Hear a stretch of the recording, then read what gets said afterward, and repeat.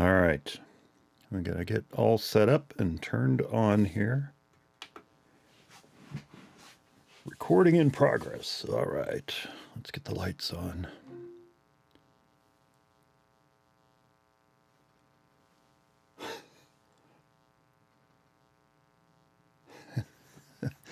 Oh, you gotta love the A-Lady. Okay. Okay. Waiting on Eric. Oops. Make sure we're all set here.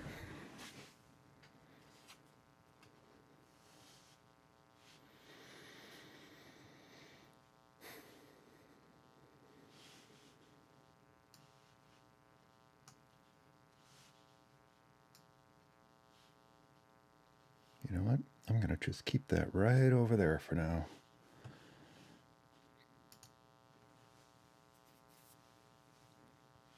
I've got all kinds of notes set up here.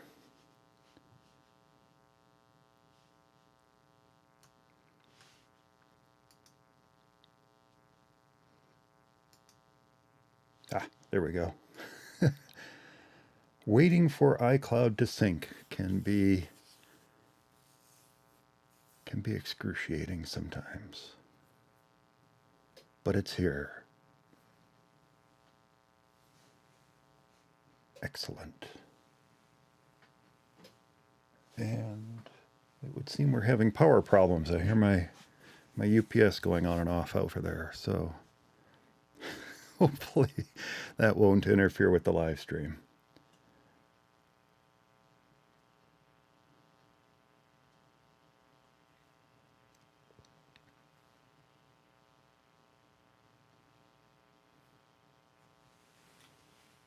Getting my lovely beverage ready here as we wait for Eric.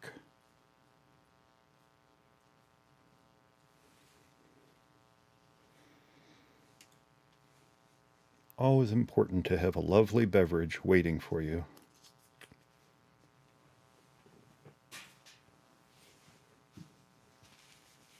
I do realize this is amazingly entertaining, an amazingly entertaining live stream.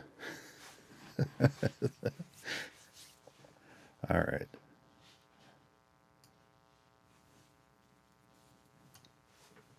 Check, check. Okay. Volume out.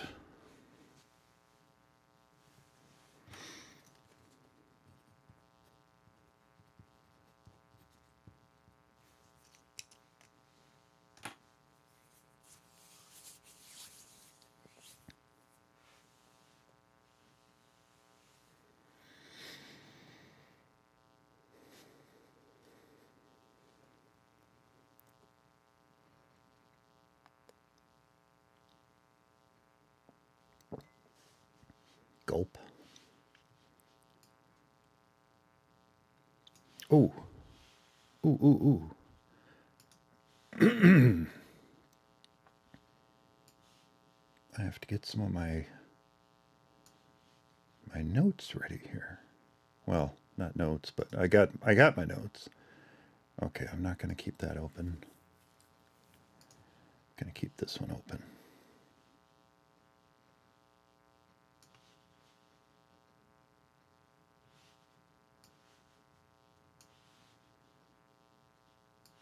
You know what I'll do? I'm gonna just make that a tab all on its own. There we go.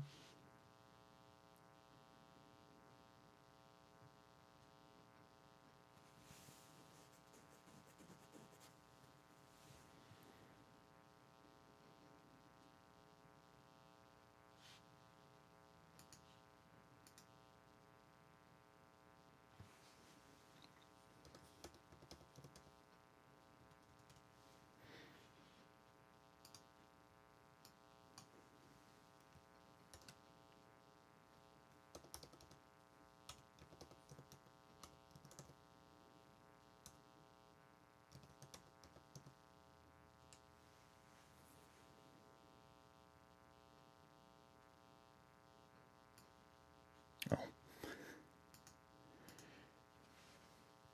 As you're visiting websites, it's always a good idea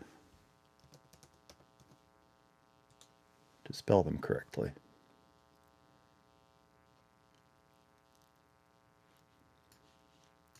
Okay.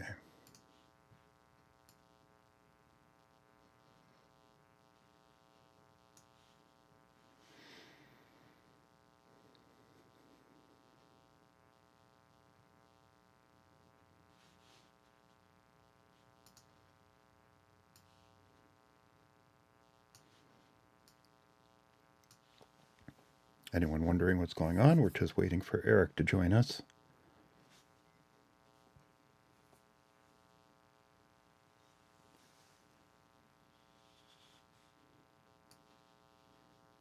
And I'm just getting set up here on my end. One watching. Hey, how you doing?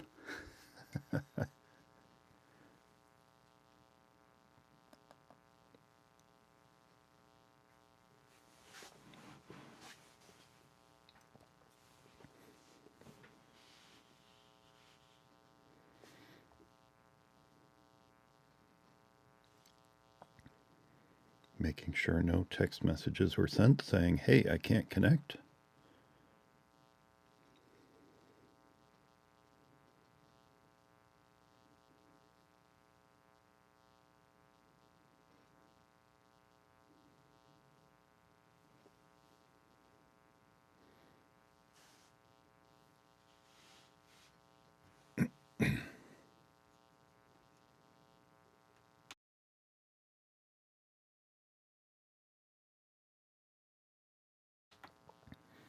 And we're back. Well, I appreciate you hanging out with us for the interim as you wait for us to get started. Today's topic, what we're going to talk about is macOS Ventura. We're going to talk about some of the new features that are coming to Ventura, as well as how to get you and your Mac ready for it. Some of the topics that Eric and I are planning to talk about today include backups, of course. Those are super, super important. But also specifications, what Macs are compatible, what Macs are not compatible with it. I mentioned backups, but specifically backups for recovery. So in the event that the worst happens, you can recover your Mac and get it back to a working condition again after a failed update. As well as things that might be handy to have during the upgrade. There's Eric joining us. Hey, Eric.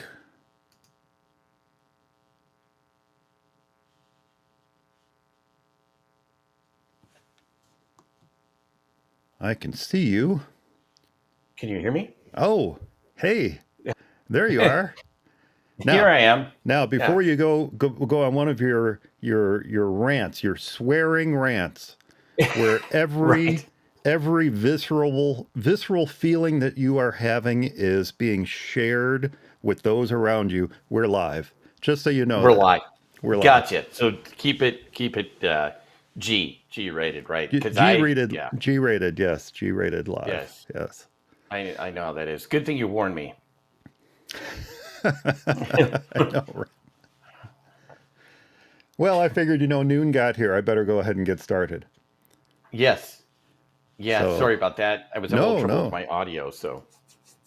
Not a problem. Do you use AirPods? Is that what you're using for your audio, or are you using a mic? I thought you had a mic as well. No, actually, I do use a mic. Sorry. I just use the AirPods to hear.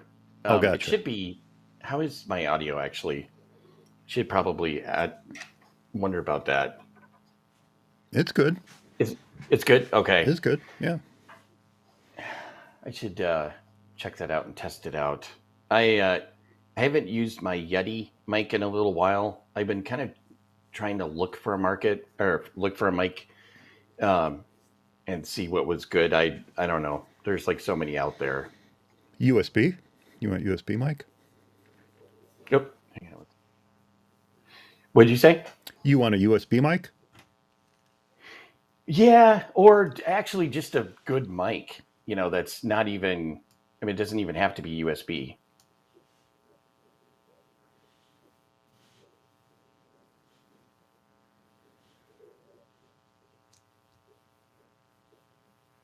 Okay, so the question is, am I still live? I appear to still be live. Is it just Eric dropping out?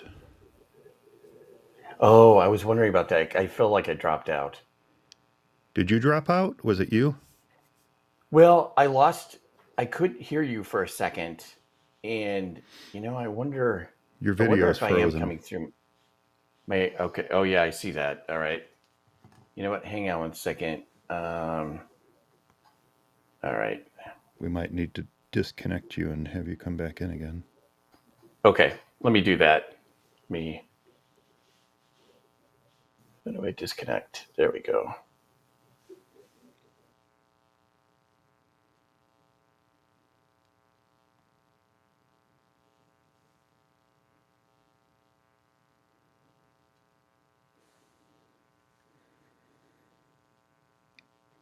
Okay.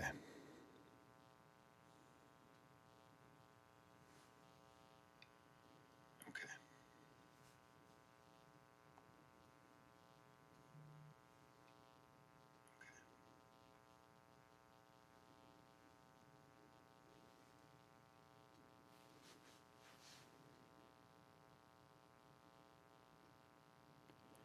The joys of live streaming.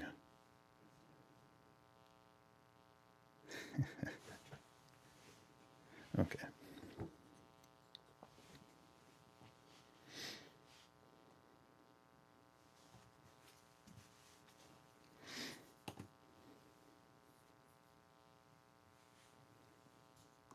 Boop. There we go. You don't have to stare at Eric's avatar.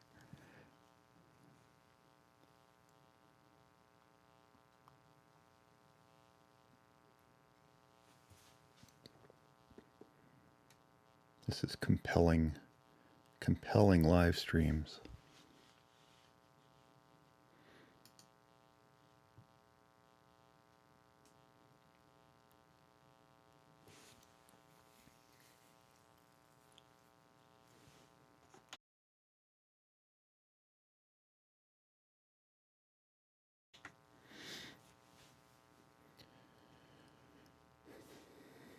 Diddly diddly doo.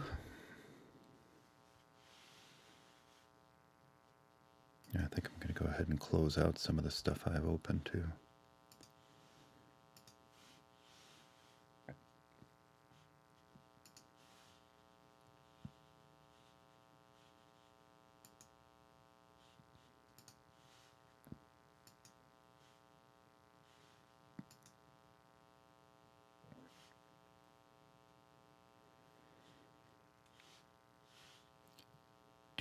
We had Eric. We had him.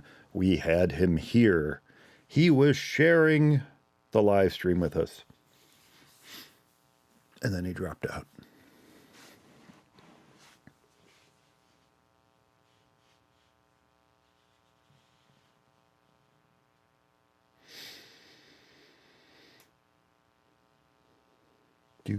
Do.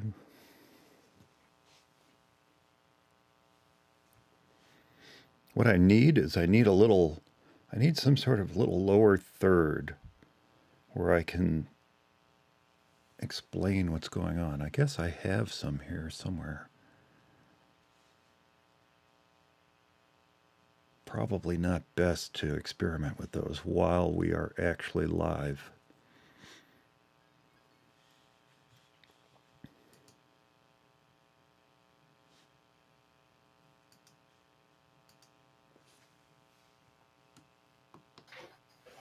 There you are.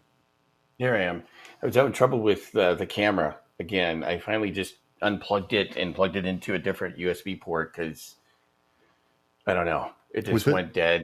Was that why you dropped out? No, I don't think so. I I don't think so. That happened afterwards, Oh, after I okay. disconnected and I tried to reconnect and the camera wasn't working, and so that's why it took a little while I to get me did go. going. I went and checked the live stream, and it it was like your end that was frozen. Okay. Now, that's not to say we can't blame Ecamm. By the way, Right. we can absolutely blame Ecamm Live. Blame them. Sorry, Ecamm.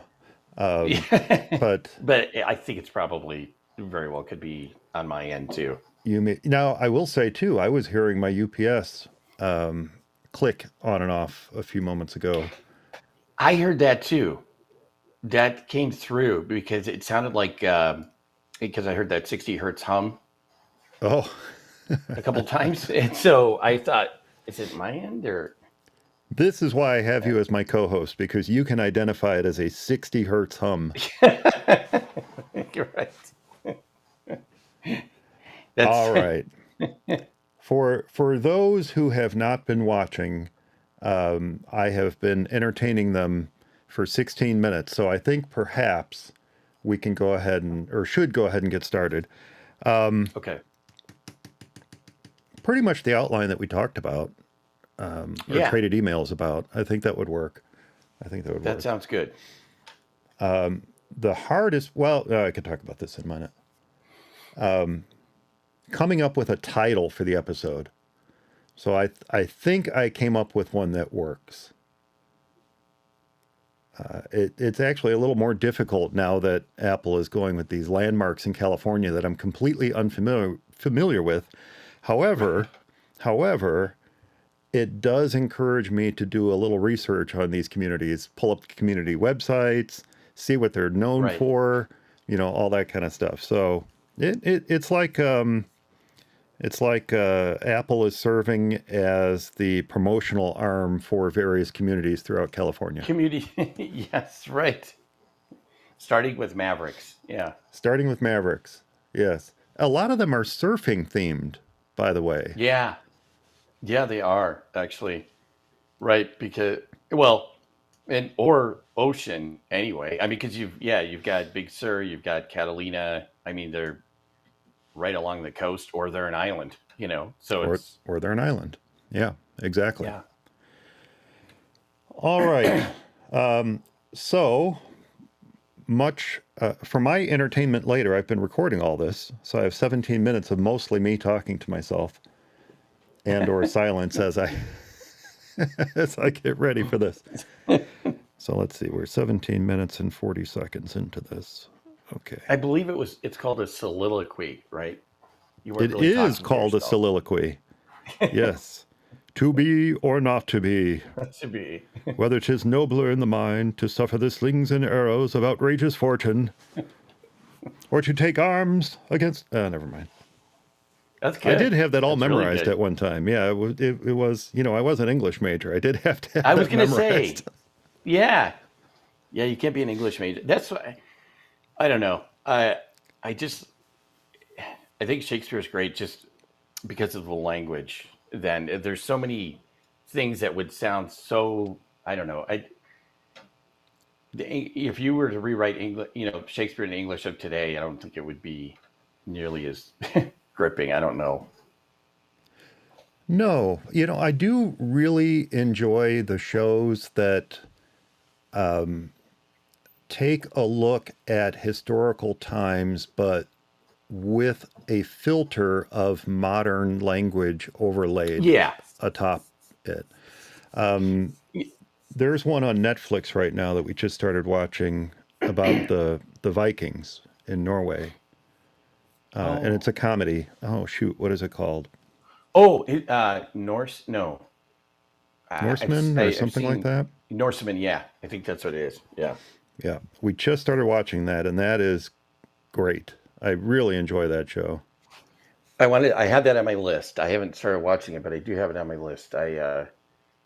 Right right now we've been watching Andor on Disney, We haven't started that. and that's good. That's good too. I Norseman. Yeah, it is Norseman. Norseman. Actually, speaking of language, the English language and Norseman, there's a lot of words that we get from the Vikings, and not just slaughter and ransack either, but Ah. like sky and skill. There's just a lot of words that they brought. Actually, they, their, them is from the Vikings. Our English language didn't have that. It's really, I don't know why. I always love the history of words. Yeah, there's a lot of English that's derived from Germanic languages as well. Yeah. Yes. And actually, Norse was derived from Germanic as well. So I think there's a lot of common. Yeah, it's amazing how much. I'm thankful that the entire masculine, feminine, neuter structure of Oh, language has not it did not become part of English. yeah, That is always one of the more difficult parts for me with German. it is. It really is. I know I've struggled with that, and I love the German language, but I know. Yeah, me too. Well, great. Now it's 21 minutes in.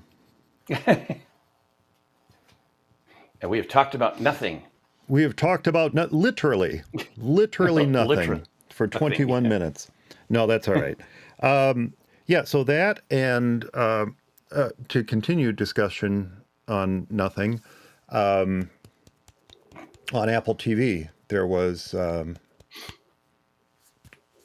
about the poet Emily Dickinson. Oh, Dickinson. Emily Dickinson. Yeah. Yep. Dickinson was a fantastic show as well. And part of what made it so entertaining was that overlay of modern sensibilities and language atop the the Historical. the historical time of Yeah. Ms. Dickinson. So yeah, Yeah. that was entertaining as well. I liked that a lot. I was sad to hear that it was canceled or ended, Oh, I en- or came to an ended. end, I should say. I don't know that it was specifically canceled or if they just decided to end it, but it ended after 3 seasons. And I was sad about that because I Yeah. guess, she's got all that superhero money now, so Right. she doesn't have to be So Emily you snapped Dickinson it. anymore. Right. Right. I'm sure it's probably a little bit more, actually. Yeah, you're right. A little bit. Yeah, that's too bad. I haven't. I'll have to. I was gonna binge watch that sometime, and I haven't gotten around to it yet. So I encourage it. You should. yeah, Definitely a good show. Definitely a good show. The other I bet. underrated show, I think they even promote it this way, but we've been watching it since it debuted, is a show called Trying on Apple Oh, TV. And I've heard that of that. that is a fun, just a fun, Who light comedy about a who's in couple that? Or uh, initially attempting to have a baby and then moving on to the adoption process. And then, each season takes them to that next phase of their life. And now they're currently in the phase where they have a couple children that they are fostering and attempting to complete the adoption process with. the process? Oh, that's cool. Yeah, that Yeah, sounds really good.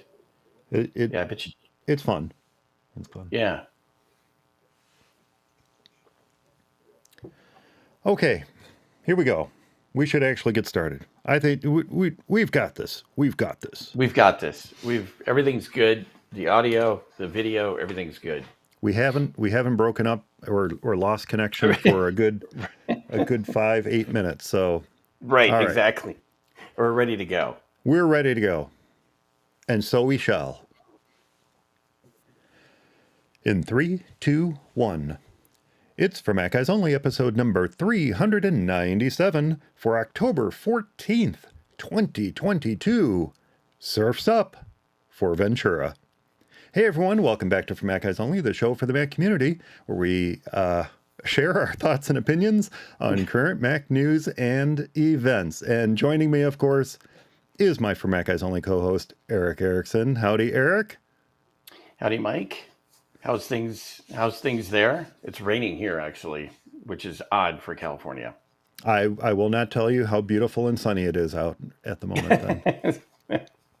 It's okay. We need the rain, so Yes, you do, very much so. And in addition to Eric, I'm going to be keeping an eye on the chat room too. So if you have any questions or comments as we move along, be sure to preface it with a Q or the word question, and we'll try to address it here on the show. Well, Eric, we are mere weeks, if not days, away from macOS Ventura leaving its status as open public beta and moving on to the general public.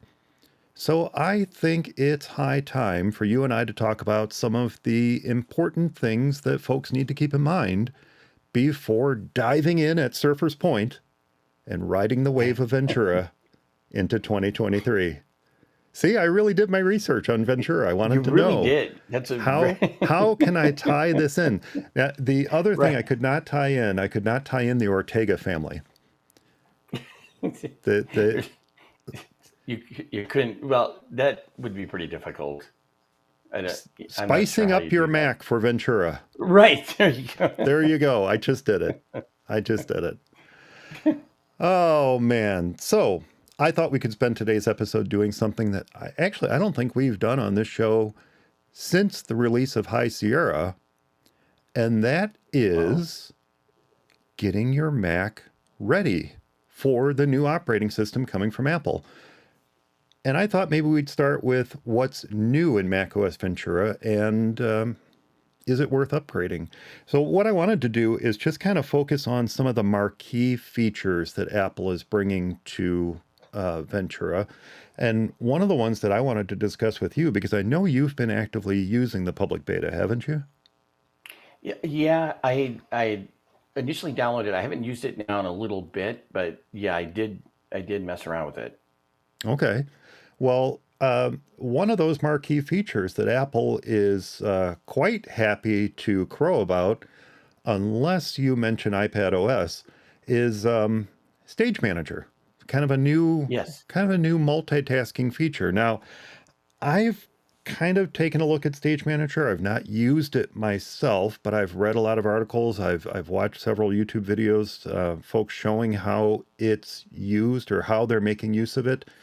And quite frankly, I'm having trouble figuring out how it would fit into my workflow.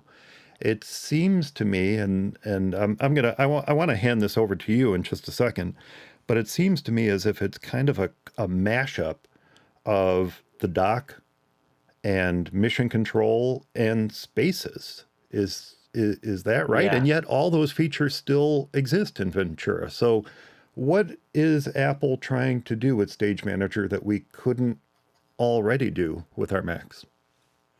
Yeah. And I think that that's really, when you get down to it, nothing. And I actually think it's Stage Manager is just, I think, an alternative to those. And I'm glad that they didn't remove anything and that they've kept it all. And I initially thought, and I don't know, maybe this is the reason that they included Stage Manager as part of Ventura, was that that to keep it similar to the iPad. So people have come from iOS to the Mac, and they're used to using the iPad and used to using Stage Manager, that they would feel more comfortable to be using Stage Manager on the Mac as well. But as far as what you just said, I used it, I tried it out, but with the Mac, there's already a better way of doing all that. And I know, probably too, because I'm an experienced user and we've, obviously used Macs for years, Mm-hmm. that you just, you've got your own way of doing things. And, Stage Manager, at least in my, experience, it's kind of, I don't know, it's sort of kind of not cripples, but sort of kind of handicaps you a little bit. I mean, because there's only so much you can do. I mean, I think you can hold, is it up to 8 apps in a group, and then you've got 4 groups or whatever, which is, again, it's a really nice idea, but it doesn't really work well with the way I work. It's a little bit restrictive. Yeah, it kind of reminds me. Well, one, I'm glad it can be turned off. A lot of Yeah, these features can be turned off or just ignored. right. If you never had a need for mission control, if you never had a need for spaces, which I'll be honest, I do not use spaces myself. If you've never had a need for what do they even call it? Launchpad? Is it called Launchpad? I don't even know what it's Yes, yeah, called. it's Launchpad. Yeah, Launchpad. yeah, Because one of the very first things I do in any new installation of macOS is I remove Launchpad from the dock. It's just I don't use it. I Yeah. don't care for it, and I remove it every time. So I completely forgot the name of it. But all of these features, and even the dock to a certain extent, the dock you can hide. It doesn't really go Yeah. away. You can't turn it off, to my knowledge. It's always there. I don't think there's any way you can turn it off, but No. it at least can be hidden if it's not something that you interact with on a regular basis. But all these features can be turned off, and Stage Manager is one of them. One of the things about Stage Manager is that it sounds to me as if it's taking the concept of spaces where you are grouping and categorizing the apps that you work with into different different screens of your Mac, different hidden Right. screens, different spaces. We'll just call it what they are, different spaces. Yeah. Different spaces. Taking that concept, and instead of moving those spaces out of sight, they're moving them to Over to the left. the left of your screen. Right. And oddly, which I find odd, keeping it visible all the time. Or does it hide? Does it auto hide or? Huh? Yeah, well, it will. It depends upon how, I guess, how you have your windows. At least on the iPad, anyway. If you have full screen, if you have your apps full screen, it'll disappear. When you move your cursor over to the left and kind of push, it'll expose the other, the other app groups that you have, or other spaces within Stage Manager that you have access to. And so, um, yeah, it does. It will cover it up. It just depends upon how you have your windows. And of course, on a Mac, you probably have a bigger screen, so you don't really maybe always have that area covered up. The other thing too that I found kind of weird, at least, and I'm not sure if it's still the same. I'm thinking it probably is the fact that it kind of hides the desktop. On Mm-hmm. iOS or iPad OS, you don't really have that, so it's not a big deal. But I do, like having access to the desktop sometimes in the background, and not have that blocked off. So that I found that kind of weird too. So it's just kind of different. Yeah, I was just going to mention that. That's one thing that's, I almost said spaces. Stage Manager does is when you are working on stage. What do they call it? Like when Yeah. you're working with a particular grouping of applications or projects or what have you, the icons and folders that are on your desktop are gone. You don't see them. Now you Right. can click somewhere on the desktop and get them back, Yeah. but they're gone. I guess I'm like you. I'm so used to using the show desktop key on my Yeah. keyboard, which I'm old school. I still have it set to the F11 key. I know that Yeah. they've That's assigned other keys to that in the keys years to it. since, but Yeah. again, that's one of those things I do. Every time I set up a new Mac, I make sure that F11 is set up to show desktop because it's so ingrained in my brain to Yep. use that. But as I'm moving files around, as I'm moving them from one Finder window to another, or I take a screenshot and I want to move the screenshot to a Finder window, um, I must use, I don't know, I don't even know how many times per day I tap that show desktop For key desktop. Yeah. because I'm using it. I'm using my desktop as kind of a staging area. Yeah. And then Yep. the other thing I do that I guess this is why I never really use spaces all that much is I do not tend to run my apps full screen. I tend to run them in Windows. Yeah. Now, part of that, of course, is because my primary my primary Mac is not a 13-inch MacBook Pro or MacBook Air, where you have limited screen space. Space. Yeah. My primary desktop at the office is a 27-inch iMac. It's older. It's a 2012 27-inch iMac, and my primary desktop at home is a 24-inch screen, which still feels spacious enough to me. I'm okay with that screen size. So I tend to keep my apps running in Windows. Kind of again, kind of old Yeah. school. I tend to keep them in Yep. Windows. And I do tend to use F10 and F9, which is part of Expose. And again, those are classic keystrokes. But I tend to use those to either show all windows within an application, so specifically the Finder. If I have a lot of Finder windows open, Show you it's all the windows. F10. F10, Yeah. right? It's muscle memory. It's F10 to show the windows of the active application. So if you have multiple browser windows open, if you have multiple email composition windows open, or what have you, F10, which is part of Expose, will show. I guess I should look up what Apple officially calls that. Will show what windows are open for that application. Yeah. In fact, Which is really nice. yeah, they don't even call it. They don't even call. I was calling it expose. They're calling it mission control now, of course. Yeah. Right. Yeah. So yeah. So show desktop application windows and mission control, and then the other keystroke, of course, is F9 to show all windows displayed across your screen. So if you need to drag and Right. drop from a Finder window into an application's file dialog box or what have you, you can do that by using Mission Control or the expose feature of Mission Control to get to that Finder window, start dragging the file, reactivate expose, and go to the app that you want to go to while dragging, and then let go, and it'll go over there. So that is so part of my workflow that I think I would miss something by having applications grouped into little containers like that. Yeah. Yeah. No, I do too. I don't.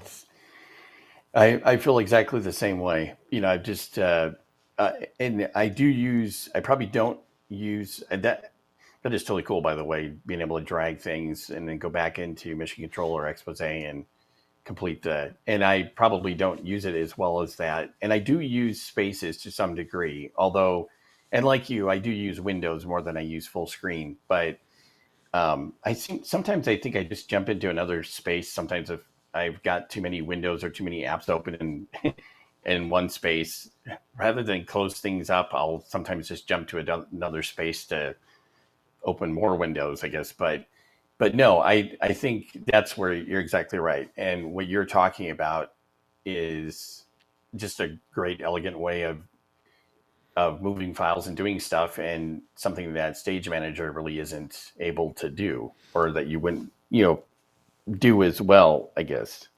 Yeah, well, and I wonder. I'll have to try it. I'll have to try it and see how well it works for that sort of thing. I expect you probably can initiate a drag in one stage and move to another and drop it, You, whether you, it's a window or a file or whatnot. you certainly can do it with Windows, and probably could with files too, although I haven't totally. And the other kind of neat thing with Stage Manager is if you can.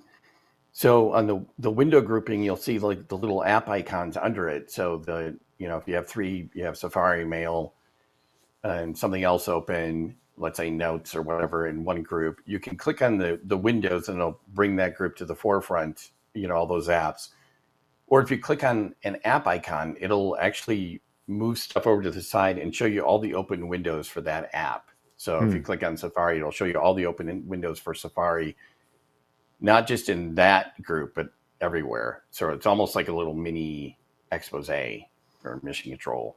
Yeah, it does sound very much like that.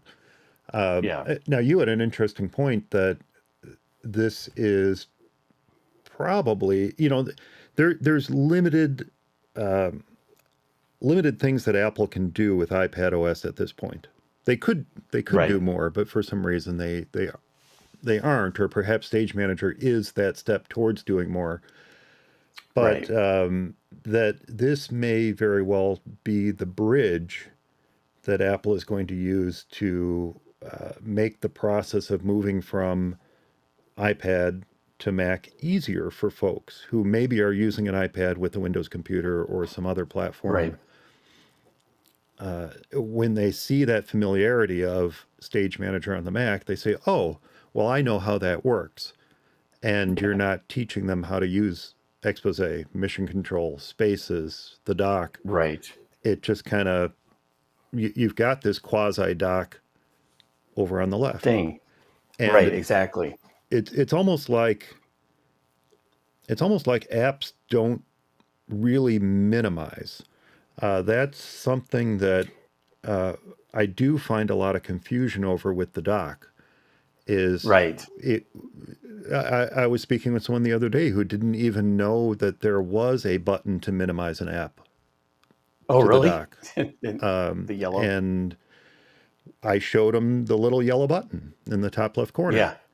And I said, now watch how that moves down to the dock. It moves down to the right side of the dock. And then you can click that and it'll come right back and keep you where you left off. This is a Right. user who, when they were done with an application or done with a particular workflow in an application, they would quit the application. And then they would go to another application and do what they needed to do. And then they would quit that application and then go Yeah. back to the other Yeah. one again. And so it was kind of revelatory for them to see something that they weren't even aware existed. And that's multitasking. And I know that Yeah. seems Exactly. strange, but I know. when you're coming from mobile platforms, even though multitasking does kind of exist there, Right. there's still a lot of It's folks not the same. who don't realize or understand how to switch between apps on an iPad or an iPhone or an Android phone, and don't realize that there's kind of this quasi multitasking suspension of apps going on in the background. And so that same workflow is being brought over to their desktop computer where they work with an app, they're done with it, they close it, and they go on Quit to it. another one. And this person was literally saving the document they were working on, closing it out, going Oh, to something jeez. else, getting information, closing that That's out, rough. and then going back and reopening the other app. And so it's just interesting to see it with a fresh set of eyes and to see how Right. folks use these things now that we're in this kind of mobile first world that we've been in Right. for 10 years now. 10 years. A Yeah. little over 10 years, but I'd say it's been about 10 years or so since the general public has started to make it more of a mobile first world. Right. Yeah. And so I guess really Stage Manager is probably that step. Now, you had said that you know users where this process or this means of multitasking that Apple is attempting to implement with Stage Manager might be useful. Yeah. I mean, actually, just what the scenario, the person that you just brought up, I think it's something that possibly could help there. The and I and you're saying mobile first, and I totally agree with that. And I think that is the case with a lot of people, especially newer users. But I've even seen users that have been using the Mac for years not really understand what's going on. And it's not like you need to completely understand what's going on under the hood, but understand. I've got this application open. I don't need to necessarily quit it to go to this application. And I've seen the exact same thing that you've been talking about. And in fact, in most cases, yeah, I've seen users, if they've had multiple applications open, it's because they were in Mail, they clicked a link, and now Safari's open, and Mm-hmm. then they'll quit Safari and go back to Mail. And Right. whereas I think maybe something like Stage Manager could possibly help them, and kind of, since it does have that left side that shows the all the groupings and all the windows, that people might kind of get the idea. Okay, I have Safari and Mail over here. If I click on that, I've got access to both of them. Or I close this or whatever.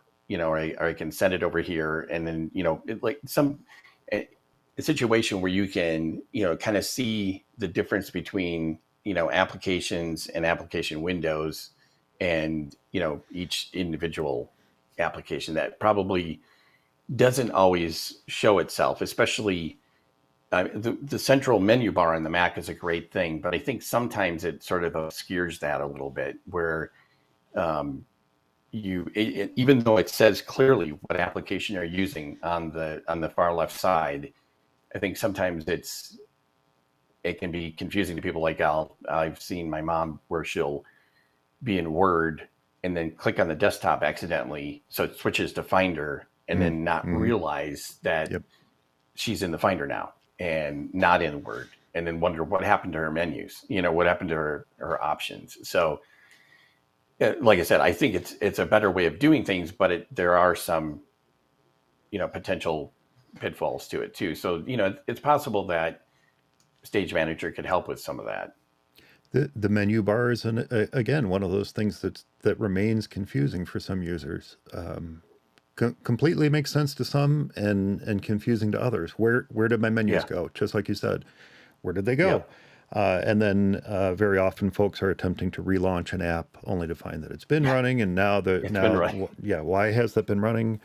And it's not clear either that apps are still running. It's not uncommon to come across users where every single app on their dock has a little black dot underneath it. Right. And Right. No, you, that's and you exactly say, right. well, Yeah. if you're not, and again, now this flies contrary to what we were just talking about, but if you Yeah. truly are not using an app any longer, you Using it. can quit it, or you should quit it perhaps to reduce Right. resources being used on your Mac. But when the window is gone, the app is gone. And Right. Exactly. I I wonder then if maybe Stage Manager might help with that as well. So I have one. I want to dive deeper into Stage Manager once it's released. Once I've had a chance to use Yeah. it. Once you're using it on a daily basis. But I did have one Sounds more good. question, and I don't know if you know the answer to this. But do these? And again, I'm going to use the word stages for want of a better term. I'm sure there's an official term that I just have absolutely no idea what it is. I don't know either.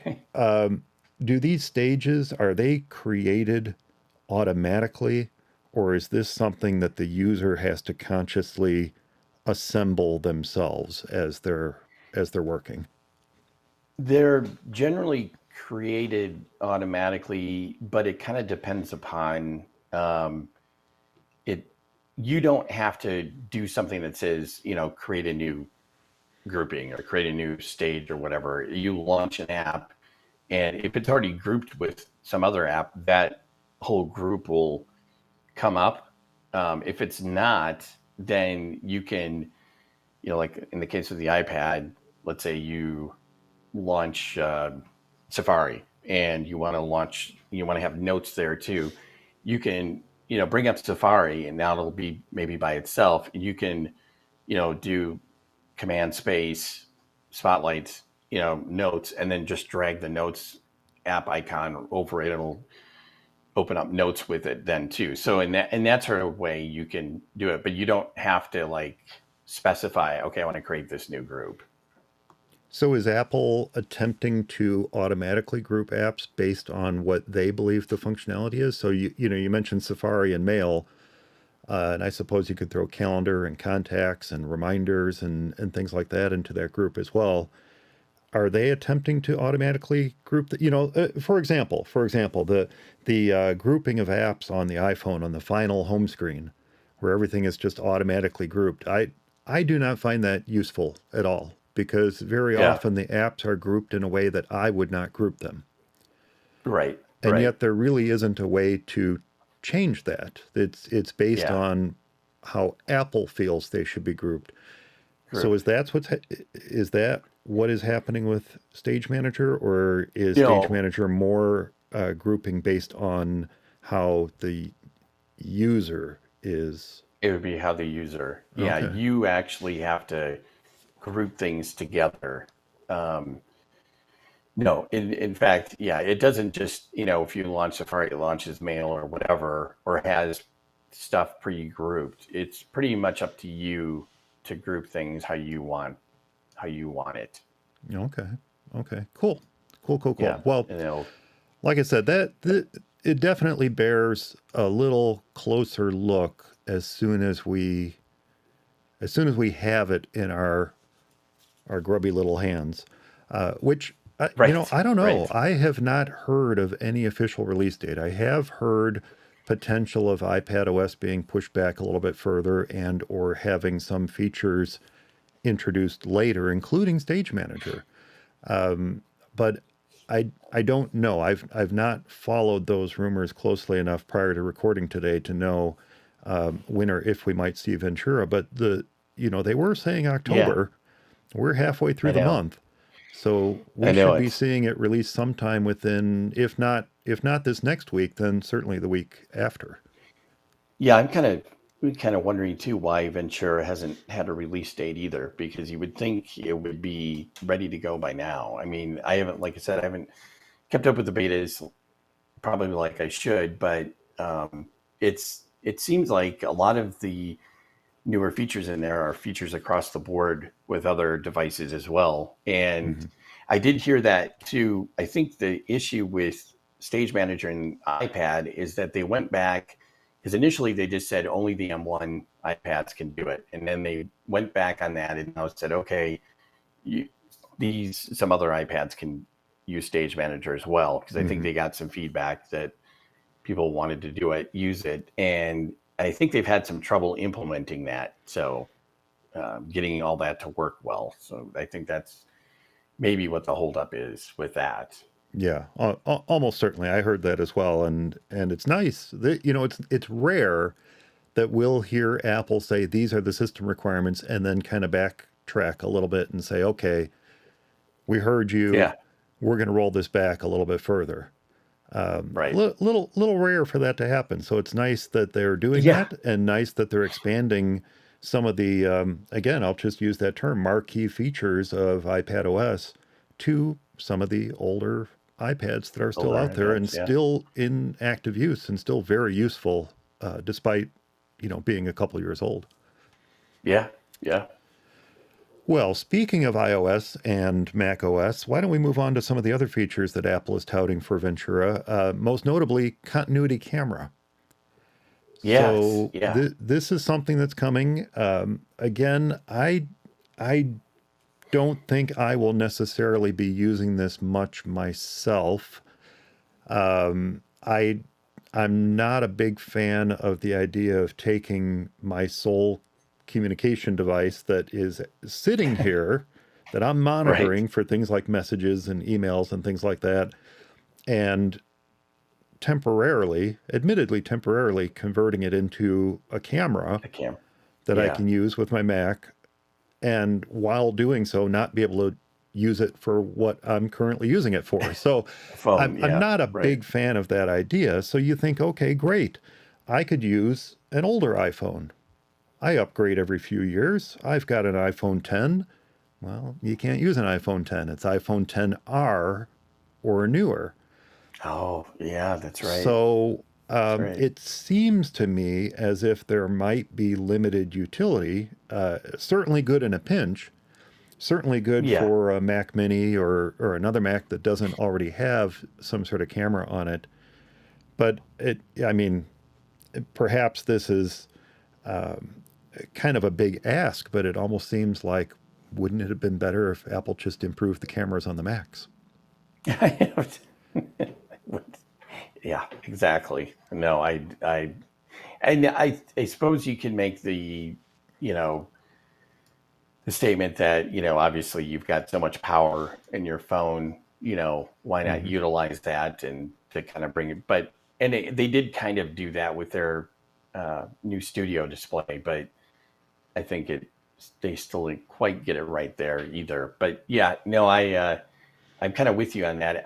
As much as I would like to try it out, I don't know that it's going to change a lot of stuff either, because, like you said, I've got my phone. If I do have an older phone available that'll work, I'll maybe see how that does. But otherwise, yeah, I'm not going to probably. I mean, albeit there are some kind of neat things, and we've talked about those earlier with continuity camera, the overhead thing, and Yeah. that's what they're still working on yet, trying to get that to work. Well, it, But it, it yeah, seemed like it worked pretty well when we were testing it. yeah, some of the things that and desk view is what you're talking about. Yes, Studio desk view. light, studio light, center stage, portrait mode. These are things that you can take advantage of with continuity camera. There is some utility to it. Don't get me wrong. There's some great utility Yeah, to it. yeah, I just feel like if I need a camera for my Mac, or if I need a better camera for my Mac, this one right here is 720. If I right. felt like I needed a better camera for my Mac, I would probably purchase a dedicated camera for 150 bucks or so than use my $1,000 iPhone. Phone.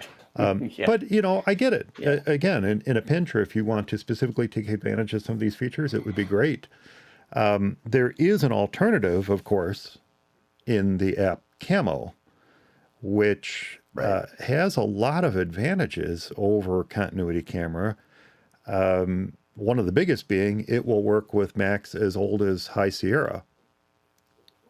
And on top of that, it will work with iPhones as old as the iPhone 5S. Yeah, So which is really nice. yeah. The downfall is that there's a cost to it. If you want to use Camo and you want to take advantage of all of its features, the color correction and whatnot. In fact, I think it will even do some of the things like portrait mode and some of the features that the newer iPhones can offer. But if you want to take advantage of those, you do pay for the right to do so, whether it's annual excuse me, whether it's an annual subscription or whether you buy Right. it outright. And I think buying it outright is roughly 80 bucks or so. So it's not a big expenditure, but it is an expenditure when your alternative option would be continuity camera. But if you And have an old, free. Yeah. gosh, if you have an old iPhone 5S, that would make an amazing webcam. And that's Oh something yeah. that you could permanently set on a tripod, permanently put in a holder, and have ready at any time. Right. And it would be less expensive than buying a dedicated Logitech or Elgato or some other camera for your Mac. Oh, for sure. Yeah. And yeah, in a lot of ways too. I think with Camo, be better. Yeah. No, which that is an incredible option. On the one hand, I can see why Apple would do something like continuity camera. It's a good way to, kind of expand their ecosystem and keep, here you can use your phone for your, for your Mac as a camera and that sort of thing. But no, something like Camo is great. I um, have yet to, I want to try it out myself. I've been kind of anxious to play around with it, and I was kind of hoping to get it set up for this, but I didn't. So, but I definitely the next time, because I really love that. It's a great idea. It does have neat features like the ability to overlay a lower third on your camera feed.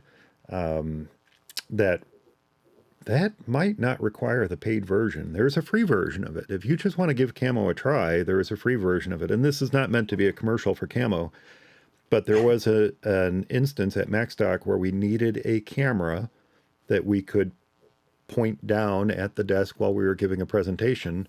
And Oh the yeah, that's right. And the you used it. best option at that time was to load the free version of Camo in the phone and set it up in a little tripod. I don't even know if I have one here. I normally have a little tripod sitting around. Set it up on a little tripod with a phone holder and point it at what we needed to point it at, and it worked fantastic. And certainly continuity camera would work too if your Mac is compatible and if your phone is compatible. I Right. think the broad compatibility of Camo is what makes it attractive. Yeah. And if you don't mind a little bug in the corner promoting Camo when you're using the free version, it's great. So continuity camera versus Camo. There's actually, and I suppose I should say this. It's probably a little self-serving, but there's a link that Reincubate, the makers of Camo, have on their website where they highlight the pros and cons of each. So the Oh, pros that's of interesting. continuity camera versus the pros of, and we lost Eric. We lost Eric.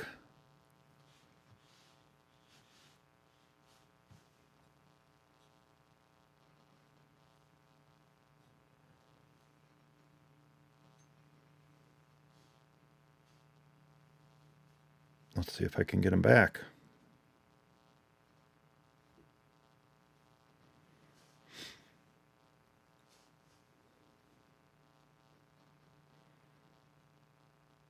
Bear with.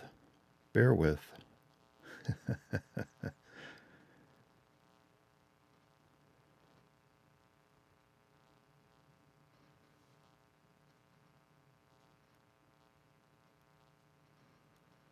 Let's see if it's still live.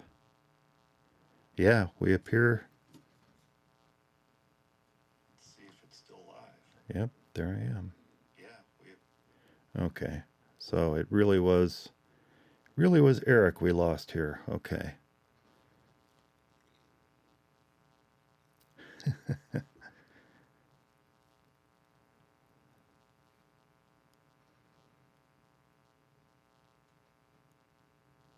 Now this is interesting. I know that Eric leaves read receipts turned on in messages because I got the note that he read my message. His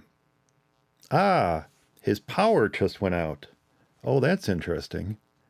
Well, he just had a power outage. I always turn off the feature in messages to show that I've read a message. Because when I read a message, I'm not always ready to act on that message. So I'll turn it off. And I guess there's an argument to be made for having it turned on when right now I can see that he read my message at 1 o'clock right now and can respond to me, and I know that he's there.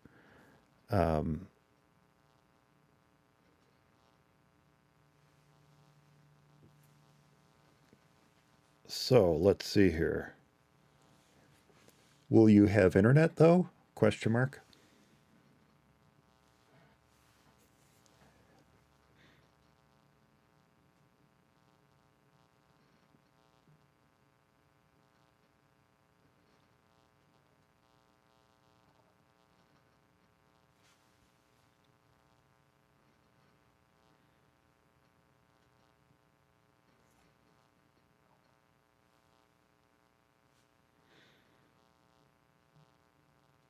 Okay, we are working to get Eric back. He had a power outage. He had a power outage out there in California, and his modem and router are on a UPS. So we're going to test to see how good his UPS is. And at the same time, he's unplugging his MacBook and is going to try to do it on battery. So let's see if we can get him back here. And if that doesn't work, he says he's going to tether it to his phone. Well, this is going to be interesting. We have a little break here in the middle of recording as we wait for Eric to rejoin us. We were talking about continuity camera and Camo. Yeah, I really love Camo. I've had a lot of good experiences with it. I should probably pull up the link while we're talking here. Let me see if I can get that. If you go into reincubate.com/camo/continuity-camera. That is where they have their comparison I was just talking about. Well, let's go through some of those things. So they have a nice page that's set up, and again, I said it's probably a little self-serving, but you know, look, that's what you're going to do when you make an app like Camo. They talk about continuity camera, how Camo is different from continuity camera, why you would use one over the other, and some of the differences that we can go over here real quick while we're waiting for Eric to get back with us is what can continuity camera do? Now, we were just talking about this. It works with iPhone XR and newer. It requires iOS 16. It runs on macOS Ventura, which is only Macs from 2017 or later. Okay, so this is a benefit. Wireless video from iPhone to Mac. That's a big plus. And that's something we didn't talk about with Eric just a moment ago, but it is a wireless connection from the iPhone to the Mac versus a wired connection, which is what Camo requires. It does launch automatically on the iPhone when in use on a nearby Mac, and it does offer the Desk View, Studio Light, and Center Stage modes, which we were just talking about. Now, Camo's difference is that it works with an iPhone 5S or newer. It works on High Sierra and later, which means that any Mac from 2010 or later can run Camo. It is compatible with any iPad or iPod Touch running iOS 12 or later. That's kind of cool too. We didn't mention that. We mentioned old iPhones sitting around, but we did not mention having an old iPod Touch sitting around. So if you do have one and it's running iOS 12, well, you could run Camo. You could use it as a camera on your Mac with this app. Camo does differ in a big way from Continuity Camera in that it runs on Windows as well, and it also runs on Android. So you remember the bad old days when you switched from the Android ecosystem to iOS? Okay, maybe you don't remember. I remember. I switched from one to the other. Well, it would work with one of those old Android devices. You can use any camera on your device, variable frame rates, broad range of image adjustments, live preview and local recording, overlay gallery. I was just starting to mention that, I think, to Eric, that you could do lower thirds and have overlays in Camo. Smart zoom, video stabilization, and virtual rotation. Global pause. Offloads processing from your computer to your phone. It does not require matching iCloud accounts on your devices, which is kind of a big deal. Effectively, that means you don't really need to be signed in to your Apple ID on the phone or your Android phone or what have you, in order to use your older phone as a camera. Now, how they are the same, they both take advantage of the great camera in your phone to serve as a webcam. They both run on Ventura. That's kind of a throwaway. How are they the same? But look, it's true. They both run on Ventura. Native compatibility with all apps running on macOS. They both have the bokeh portrait mode. And Eric is joining us again here. Let me get him added in. There we go. Oh, I'm not getting audio from Eric. Yeah, let me see. There Okay, you can are. you hear me now? Now I'm getting, I can hear you. Okay. Sorry, the power just came back on, so then I put everything else back together. I was ready to move to a different place, and I was doing so. Now, that is one of the joys of living in Southern California. Yeah. Well, I tell you what, it's one of the joys of living in Southern California under SoCal Edison, because when we lived in Anaheim, Anaheim has its own power utility, and I think of the 10 years we lived there, not once did Really? it ever go out. Since we've been here for like the last year, a little over a year, we've had 2 days where it was scheduled outages, where it was out for the entire night or the entire day. And then we've had probably 3 others where they've been out where you just lost power anywhere from like a couple minutes to 3 hours or whatever. So I don't know what's going on, but kind of, you're right. It's the joy of living in California. Well, I was using that time to, rather than just have dead air, I was using that time to talk about Camo's website and their comparison between Continuity Camera and Camo. And, they do compare very well. As I mentioned, some of the big differences between Camo and Continuity Camera. One of the most notable is that Camo runs on Windows. And likewise, it runs on Android devices. Yeah. And even better, it will work on old iPod Touches. Oh, sweet. So, that's awesome. Yeah. There are folks all over the place who have an old phone sitting in a drawer on their desk, whatever. I've got one sitting on my desk over there. and it's not currently being used as a phone. I don't need to watch the screen all the time. It's got an iffy battery, but with Camo, unlike continuity camera that is a wireless connection, with Camo it's a wired connection, so your phone is getting a charge the whole time. So even with an iffy battery, you can use something like Camo and take advantage of that camera that's built in. Now, is it only a wireless connection with continuity camera, or can it be both? The reason why I ask is I know with Sidecar, it it can be either. You can set up wirelessly, or you can connect to, like, for whatever reason, when I have a laptop in one part of the house, um, the wireless connection was work for well. When I plug it in via a USB or Thunderbolt, it's probably, I don't know. Oh my gosh, what the heck? Yeah, we're losing you. You're breaking Are you up. there? Yep, you might be. Yeah, you're back now. Oh my gosh. I think you're back. Oh, great. Oh my gosh. Seriously, what is going on? I do. You're back, but Can't hear you. your synchronization is off. Oh, there we go.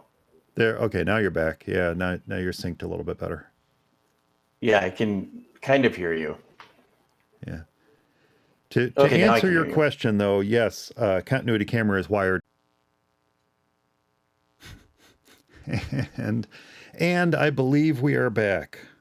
I believe we are back.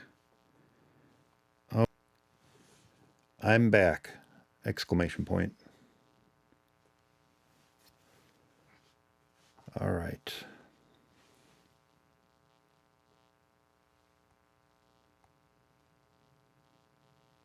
Well, this is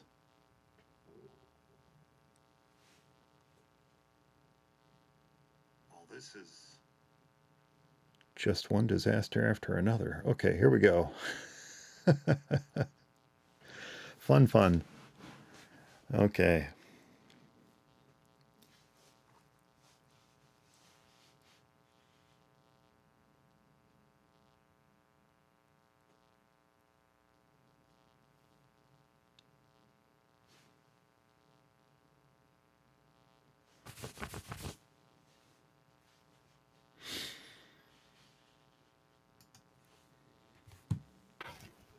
All right. Okay. Here we go. You have a power outage. I have an internet outage. I restarted my gateway. I think we're back again. I checked. It's allowing me to resume the live stream, so I think we're on the same live stream we're on before. Oh, good. Good. I'm sorry about that. Ugh. Yeah, well, that one was clearly my fault. Well, probably was initiated for me with the power outage, so who knows? Yeah, yes. Your power outage traversed the lines all the way. It may be. Yeah, you're right. It's your fault. It is. Okay. I'll take the blame. Okay. Moving on. Let's move on. Here we go. Yep. One of the other big marquee features, and I'm actually kind of excited for this one, and it's a relatively minor feature, but FaceTime now works with handoff. How great is that? Yeah, that is totally cool. That I haven't tried that out, but I was kind of interested to see, how that works, because no, that's pretty slick. And I do not know how much more we can say about that, but look, you can finally start a FaceTime call on one device or the other and pass it on when or if you need to move to that other device, just like you can with phone calls. So I'm Right. excited to have that. I can finally I can see some utility to having that for sure. Absolutely. So I'm Yeah. looking forward to having that in Ventura. For sure. Yeah. We've been going down through my marquee list of new features in Ventura, Eric, but what is on your list? What are you excited to My have, or that you have used in Ventura that you're excited to have as it gets released to the general public? well, probably well, obviously a lot of the same things that you mentioned, including the FaceTime thing, is definitely on my list as well. I think probably the one thing it's the most underrated. Well, it's probably not underrated, but one of the things that I always look for in any new release, whether it's for the iPhone or for the Mac or whatever, is in their accessibility Mm. Mm-hmm. options, because they seem to add so many things that maybe it's just because I'm getting older. I don't know, but there are so many great preferences options within that just anything from, we're on the iPhone, and they have it on the Mac as well, where you select text and you can have it speak the text Oh, in whatever voice you want. absolutely. It's Yep. just a great thing, and there's just a lot of things like that. In fact, actually, because I use a trackpad instead of a mouse, there's an option called three finger drag, I knew and you were going to it mention that. locks I knew you were you going to mention because I that. mentioned Three it before. finger drag is amazing. It is. It is. I really love it. And they used to have it in the trackpad system preference before, but they moved it to accessibility, which I'm just glad it's still there. So, but along with that, I guess you can dictate names and addresses and other things with custom spelling. So I have used dictation somewhat on the Mac, um, and it is a lot better. And I'm kind of interested to see how, if it's even better with Ventura.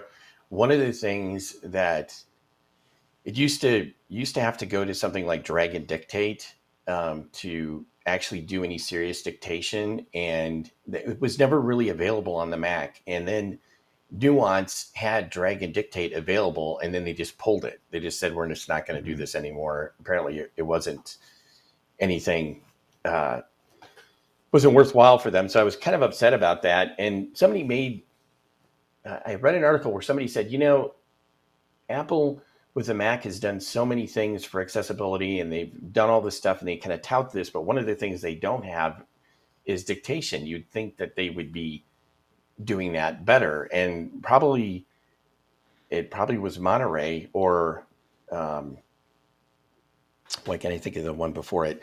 Catalina, Big Sur. that they came, Big Sur, sorry, that they came out with an excellent, they really improved the dictation to the point where it's actually usable, and it works a lot like the Dragon dictate. And I know that they've done that with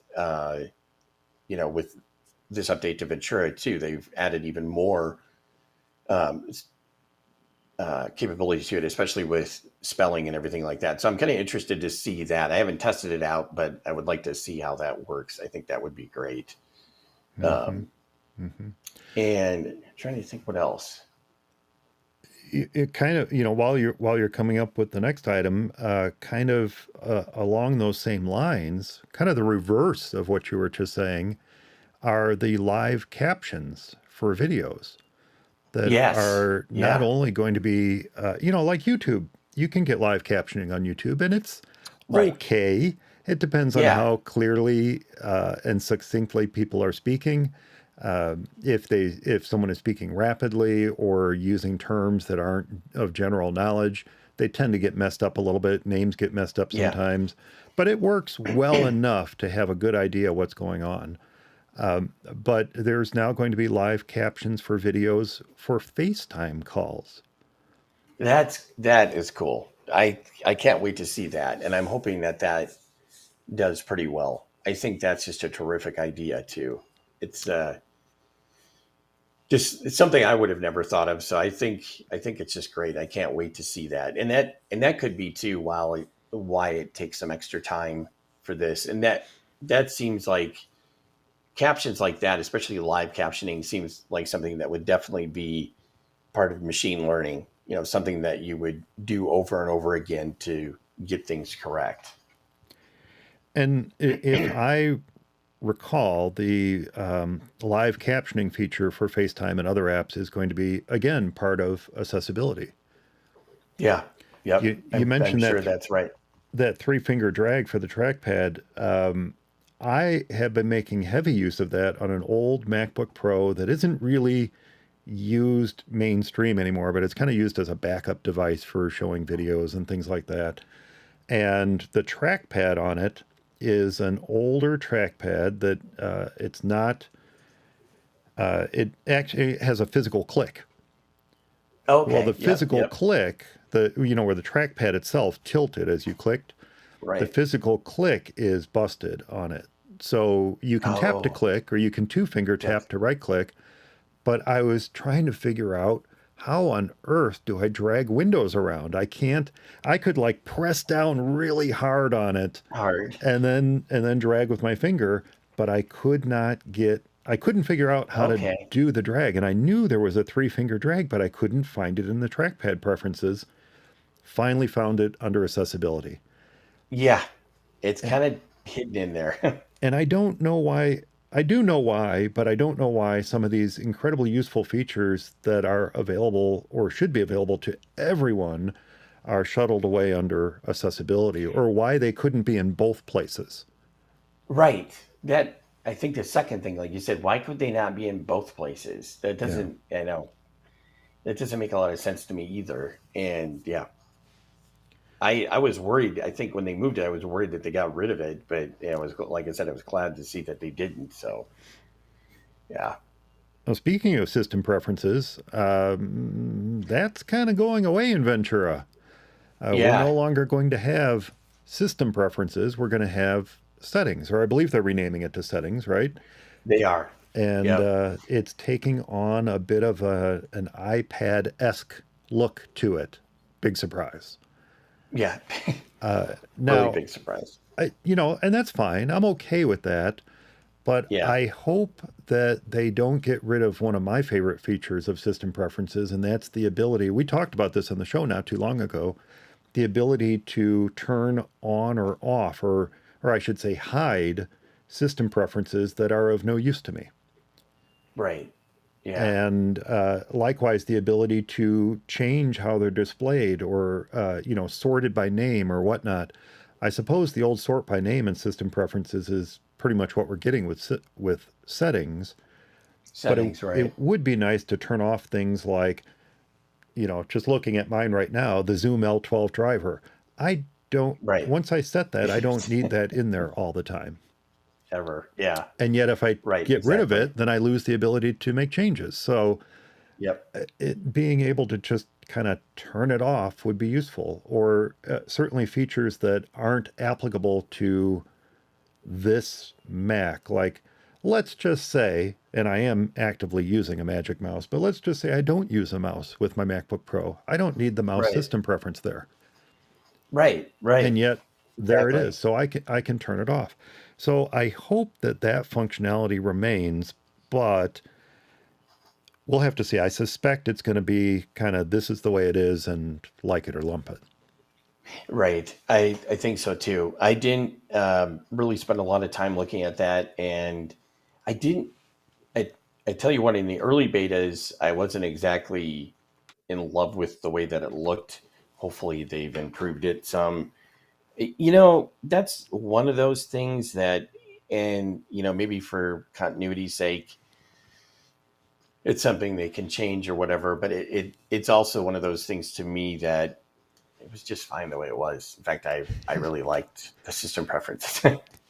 It's kind of been Maybe I'm that just way since the 80s. It hasn't yeah, it really has. changed that much. No, it's totally a descendant from the control panel, the old control panels. The In only thing I fact, would say that they could do different that would be useful to folks who have trouble locating stuff in it, and it's really not hard to locate stuff. There's a little search box in the top right, and search, as you yeah, start typing in, it narrows in exactly to where you need to be. But yep, for folks who have a little trouble with that, it would be nice to maybe um, be able to kind of drag and drop or resort the items in system preferences manually. That that's that would exactly be right. great. But other than that, Yeah, I'm not really sure that that it needs to be changed. But No, no, there you I, go. I, I don't think so either. In a little surprise, we have Dave Ginsburg joining us. You know, Dave is within touch with iOS, Oh yeah, and I just saw him pop into the chat room. Hey, Dave, nice to see you in there. Yeah, so Dave is going to be disappointed that he missed all the power outages and internet outages that we had earlier. no, I'm sure. Yeah, But maybe he'll be able to join us in the future for all that fun. yeah, yeah. I'm sure. Yeah, it wouldn't be. I don't think it would be an episode with me without having some sort of calamity of some kind. It's yeah, Dave really missed out. Dave really missed out on that one. Yeah, So, one last thing I want to mention, and this is, of course, important to me because this is absolutely one of my all-time favorite features of macOS, is Spotlight. Spotlight is yeah, getting some updates too, allegedly. Now, as I looked at some of the updates that are coming to Spotlight, I kept thinking to myself, didn't we already have that? And the thing that comes to mind is quick looking search results, the ability yeah. to hit the space bar on a search result and quick look it. I thought that was in there. I thought I've used I did that. too. And yet they I say it's new in Ventura. So I wonder if this is one of those we pulled it out and now it's back and so it's new again type things. it's you know what? I'm just gonna actually do a spotlight search because I'm telling you, I thought it was there too. I know that well, you could quick look using the spacebar because it would just add another space to the search that you're doing. I know that there was a way to let's see. I know they've done that. I hope that's not my Maybe internet I just breaking up again.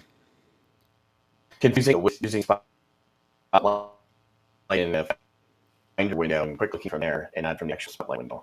Oh my gosh! I lost you again. You there? No, I'm hearing you. I'm hearing you. I'm worried it's my internet breaking Okay. up again. Sorry, I just did. Okay, I just everything was frozen for a second, so I didn't. Yeah. I wasn't sure. Some of the other new things coming to Spotlight So include getting rich results, expanding actions that you can take on your Spotlight search results, as well as, and I'm kind of digging this, enhancing the type of images that you can search for based on location or subject, kind of like the searching that takes place in photos. So that'll be neat too. You can search for pictures of cats, for example, and only get right. pictures of cats to come back, which again, I kind of thought that functionality was in there, but I could be wrong on that one. Yeah, Spotlight. I don't know, but it's definitely been in photos for sure. But whether Spotlights had that, I don't know. Actually, had Spotlight been able to search through your photos? Yeah, I yeah. mean, It'll search through them for it sure. does. Okay. Yeah, Okay, so it'll certainly. search through the photo library. Okay.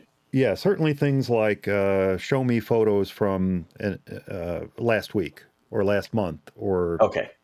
what have you. It can certainly do that. I seem to recall it could search by some metadata, such as location. Now, that may have been pulled out of EXIF data versus some sort of AI algorithm determining what it is you're looking at. Right. Right. But yeah, so there was some decent searching of photos in Spotlight before. But to be able to Okay. search by items, you know, I use the identification feature of photos on iOS all the time now. I was able to finally identify some of those weird plants growing in my backyard that I had no idea what they were. Oh, that's like, yeah, You I know, know. some of the things are much more full featured. Some of the things Yes. like being able to identify let's say a cat, for example. It has more Right. difficulty identifying a species of cat than it does identifying a certain type of plant. But Yeah. apparently that's going to be enhanced as well, not only on the Mac, but in iOS. So I'm kind of looking forward to that because that is an incredibly useful feature, and I'm glad to have it. It is. Yeah, I was just going to say for plants and bugs both. It's definitely really good. There's other things too. No, I really like that. I like that a lot. Well, was there anything else, any other marquee features of it feels like we've been talking about this forever, but with our outages and things like that, we really haven't. Any I other know. marquee features of Ventura that you want to mention before we move on? Not that I can really think of. Probably the only thing, obviously, Mail has some updates to it, which makes it more usable. And it's obviously just getting things, I think, for the most part, that other Mail clients have had for quite a while. Schedule, snooze, um, and undo send and that sort of thing. But Hmm. messages is also getting that. You can also fix messages, which is kind of neat. And that sort of thing. So I think, obviously iOS has gotten those things and it's good that the Mac will get those things as well. So I think that'll be good. Actually, there is one more thing. I'm glad you mentioned it because Reminders is getting one of the largest overhauls of these core work, That's right. everyday work type apps. And one of Yeah. the things that was exciting to me when I read it was templates. Yes. And I Yep. think that is pretty cool. And I can see using that all the time. Some Yep. of the other things that Reminders is getting, and this might actually get me using Reminders on a regular basis. I had a discussion with Chuck Joyner about this the other day, and I think we've come up with a topic for a future episode here. But we were discussing how we use reminders or don't use reminders in our daily life versus using the calendar in our daily life. And it seemed like that would be a really interesting conversation to have Chuck on the show and talk about in a Oh, for future sure. episode. Yep. So we should do that. But some of the things that sounded interesting to me are things like pinned lists, the templates, of course, scheduled lists, which I need to just get using lists, let alone Yeah. scheduled lists. Yep. But grouping lists, and then this is nice. I like this a lot. The ability to have richer formatting applied to notes, so bold, italic, underline, Yes. bullets, Yeah. things like that. This is something I've tried to do in reminders many times in the past, couldn't do, found it frustrating, and kind of stop trying. So to Yeah. know that that's going to be there is great. I'm looking forward to that as well. The yeah, reminders is well, it got a huge update in iOS, and now they're bringing it over to the Mac. I mean, it's really gone from if you haven't used reminders in quite a while. I mean, since it first came out, and thought, oh, it's kind of limited. I don't want. You really should check it out because that's gotten them. I mean, they've got just about pretty much everything that you would care about having in a task manager in there. So, which is really nice. Really It's nice. Yeah. yeah, And it might actually get me to finally update the reminders database. It's something I've had to hold off doing for quite some time because not all my Macs were compatible with it. Now they are. They are all compatible with the new reminders database, so I can finally upgrade it. And I suspect I wouldn't be able to take advantage of these new features until I do. So right. Oh yeah, I'm sure of that. So, what I'm going to do is Apple themselves have a really nice rundown of not only some of these marquee features that we've been talking about, but all the features that are coming to macOS Ventura. And I'm going to make sure to link to that in the show notes for this episode. Something else that they mention on this link that I just mentioned, something else that they mentioned. Wait, let me try that Nice. again. That didn't work quite as well as I thought it would. I liked it. Something else that we need to talk about that is mentioned on Apple's list of features are the Macs that can run Ventura. But then, more specifically, what I Right. would like to talk about are some of the Macs that can no longer run Ventura that did have support for Monterey. So let's talk about what can run Ventura. If you have a MacBook 2017 or later, a MacBook Air 2018 or later, a MacBook Pro 2017 or later, likewise a 27 iMac or iMac Pro, a 2019 Mac Pro, 2022 Mac Studio, or a 2018 or later Mac Mini, you can run Ventura. So we are down to Macs that are, gosh, in some cases only 4 years old that Yeah. will not be able to run Ventura. 5 years old, something like that. So if you have a Right. Mac Mini that's older than 2018, you're out of luck. And then many of the other Macs that they mentioned, the MacBook Pros, MacBooks, and heck, even the MacBook Air, if you have a MacBook Air older than 2018, by default, it cannot run Ventura. So, yeah, the Macs that could run Monterey and will not be able to run Ventura are the early 2016 MacBook, the early 2015 and 2017 MacBook Air, the early 2015, mid 2015, and late 2016 MacBook Pros, the late 2015 iMac, which is really a shame. That is still a fantastic computer. All of these are. It is. The late 2013 Mac Pro is finally lopped off.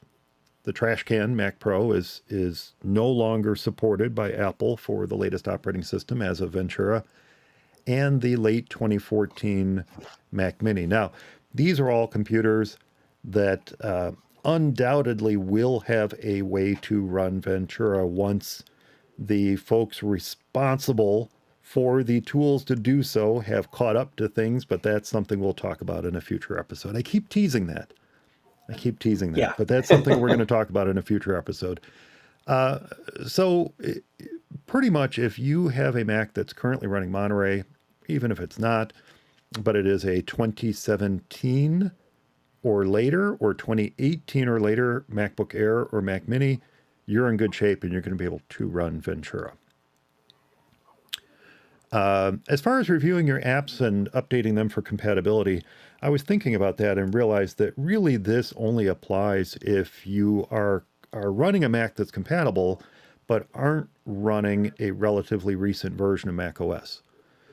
So if you are, for whatever reason, running 10.14, Right. for example, and you're running it because you still have some 32-bit apps, well, you are either stuck there or it's time to move on, or find a solution that allows you to move on and still take advantage of the files that you created with some of those apps that you can no longer run on a current version of macOS.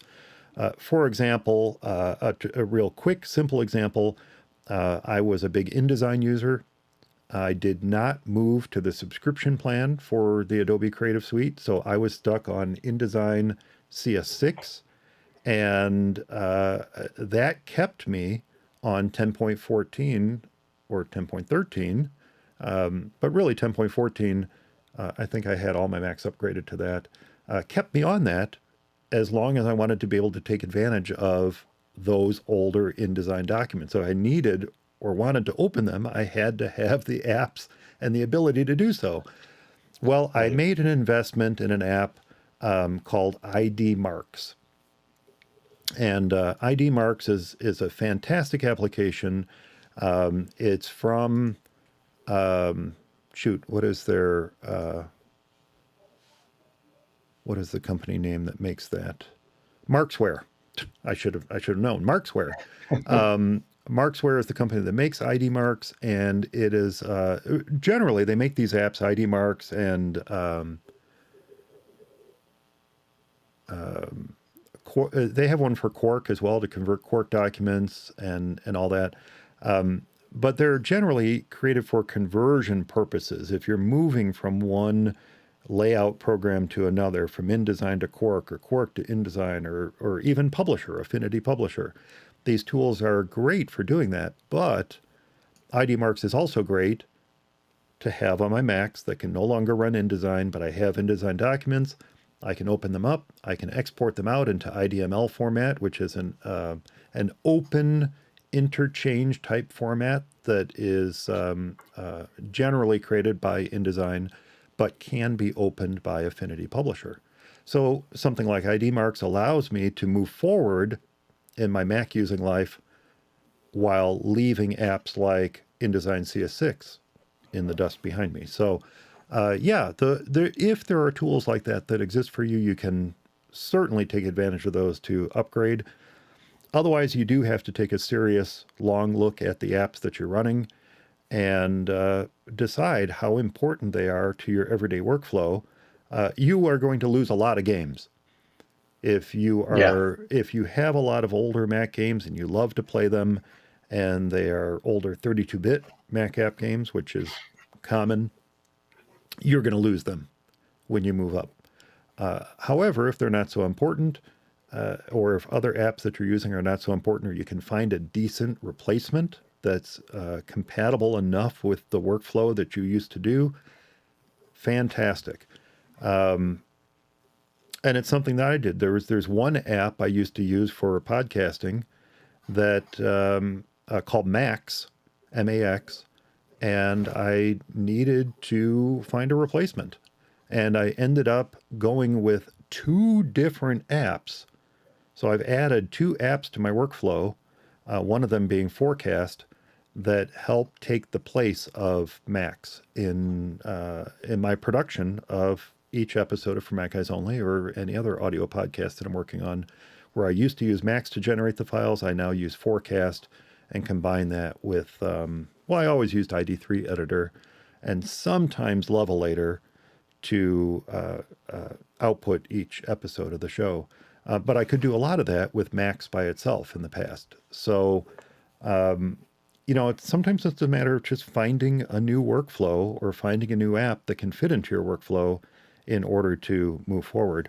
But in general, if you were using Monterey or even Big Sur and you are now just upgrading to Ventura, there's a pretty good chance, correct me if I'm wrong, but there's a pretty good chance that all of your current apps will be compatible. Yeah, I think so. I think it's pretty much the case, and that there are updates that would probably be pretty limited. I don't think there would be anything huge. And that's a good point. If you any of the apps that you're running, even apps as simple as Microsoft Office, if you are using virtualization software, any apps that you're running, do be sure to go through, check for updates. If you don't have automatic updates turned on, check for updates, make sure you get the latest update, and make sure you look for that precious compatible with Ventura verbiage in their release notes, because that's something that you're going to want to do. I found out the hard way that the version of VMware Fusion that I was running on one of my Macs was not compatible with Catalina, but I only found that out after I upgraded because I didn't follow my own advice. Yeah. And there's a lot of things out there right now that still say, compatible with Monterey and stuff like that, that don't even mention Ventura. So hopefully, obviously, that'll change in weeks to come, but yeah, it's hard to know. And I think if you have that compatible with Monterey feature, not feature, but system requirement, you're almost certainly going to be compatible with Ventura. Now, Dave says, Dave is still in our chat room, and he says, I use Auphonic online service for leveling my episodes. That's great. I'm going to have to actually look into that. I have not heard of Auphonic, so I'm going to have to check that out. It sounds like it's a service or a website service that he subscribes to, perhaps, that we're going to have Dave on to talk about that. Yeah. Yes. Actually, if you go back in the show notes for Mac Guys Only, you're going to find an episode where Dave and I talk about all the tools that we use to produce our individual episodes of For Mac Guys Only and In Touch with iOS. And he did just comment in the show notes here that Auphonic is a pay-as-you-go service. I like those a lot. I did use a pay-as-you-go service for converting images for a client project one time. So rather than buy a converter outright, I just paid for a certain amount of time or a certain amount of images that I needed to convert for my client. And boom, they were done. And I didn't have to worry about subscription fees or an outright Yeah. purchase of an app that I knew I was never going to use again. Use again. Yeah. Yep. No, that's a good deal. So we've talked about reviewing your apps, checking for updates, making sure things are compatible. We talked about what Macs are compatible. Now I want to touch on, very briefly, how do we make sure our Mac is backed up and prepared that if we need to recover, if things go all cattywampus after the Ventura upgrade, or it just doesn't work well with us, or we find out that the apps that we are using are not compatible and we need to roll back, how can we best prepare our Mac for that eventuality? Well, my number one go-to for that is what's built into every single Mac. And I think everybody should be using this, and it's Time Machine. If you do not have Time Machine set up, if you do not have an external hard drive, even if you only occasionally connect it to your a portable Mac, which, by the way, Apple now calls laptops. Have you noticed that? They Yeah. changed them I all to was, laptops, which is kind of a shame. I like that there was a differentiation between Apple and the rest of the world, but I also understand, right. as we were talking about earlier, the confusion that they can bring to people who are new to the platform. Yep. But yes, if you only occasionally connect that external drive up to your portable Mac, do so once a month, once every couple of weeks.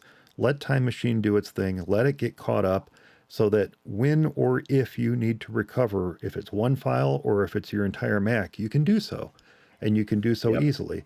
Time Machine, if you've ever used it, you know how easy it is to open up a Finder window, navigate to where the file was or where the older version of the file was, pop open Time Machine. It stays within that folder. It allows you to navigate back through time, locate the version of the file that you want, select it, and click Restore.